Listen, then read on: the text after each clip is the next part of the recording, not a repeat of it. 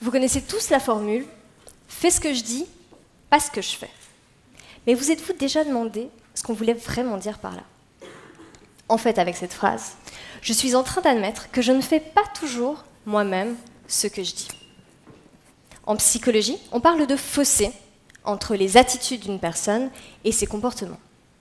Et dans les faits, ce fossé peut être énorme. Par exemple, dans une grande étude européenne, publiée l'année passée, on a posé aux répondants 2 questions. À la première, seriez-vous prêt à investir plus d'argent dans l'achat de produits durables, respectueux de l'environnement? 75% des répondants ont dit oui. Mais à la deuxième question, faites-vous déjà ce type d'achat? Alors seuls 17% ont dit oui.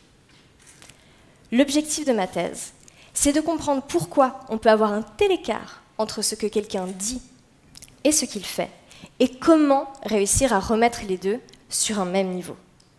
Et pour répondre à ces questions, je me suis intéressée à l'écologie.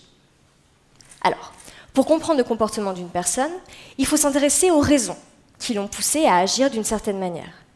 2 personnes peuvent adopter le même comportement pour des raisons très différentes.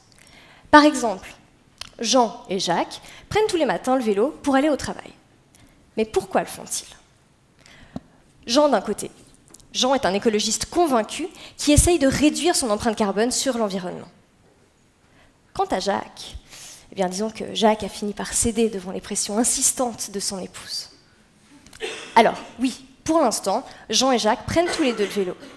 Mais à plus long terme, je prédis qu'ils auront des comportements très différents.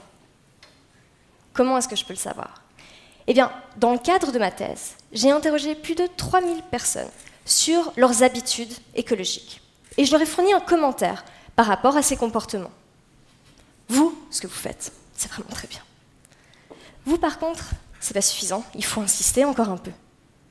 Et finalement, j'observe l'impact que va avoir ce commentaire sur les personnes. Ce que j'ai pu observer, c'est 2 cas de figure. Certaines personnes sont comme Jean. Le commentaire va les encourager à persévérer dans toujours plus de comportements écologiques.